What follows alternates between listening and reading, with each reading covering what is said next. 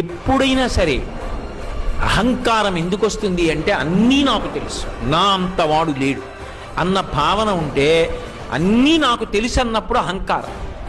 నాకేం తెలుసు, సర్వజ్ఞుడైనటువంటి వాడు ఈశ్వరుడు, ఆయన నాకన్నా తెలుసున్న వాళ్ళని ఎందరినో సృజించాడు, ఆయన నన్ను ఇవాళ 4 మాటలు నేర్పి ఇక్కడ కూర్చోపెట్టి తరించరా అన్నాడు.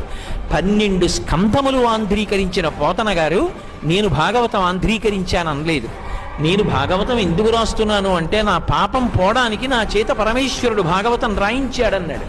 కోటేశ్వరరావు ఎందుకు ప్రవచనం చేస్తున్నాడంటే నేను వెళ్ళి శ్రీశైలంలో ప్రవచనం చేశానని గొప్పలు చెప్పుకోవడానికి అనకూడదు. ఒరే, అక్కడ ఇక్కడ తిరిగి అహంకారంతో బ్రతుకుతున్నావురా, సహస్రఘటాభిషేకం అవుతోందిరా, వచ్చి ఓ కుండ పట్టుకో, నీ జన్మ తరిస్తుందని ఈ కుండని కాపాడడానికి, కుండ నెత్తికెత్తడానికి నన్ను తీసుకొచ్చాడు. ఈ కుండ నెత్తి మీద పెట్టుకుంటే నిన్ను నెత్తి మీద పెట్టుకుంటాను రా అని చెప్తే రాడని, ప్రవచనం అంటే పెద్ద తెలిసిన మొనగాళ్ళ వస్తాడని తీసుకొచ్చాడు. తీసుకొచ్చి 3 రోజులు నా చేత దర్శనమిచ్చి మహానుభావుడు నన్ను అనుగ్రహించాడు.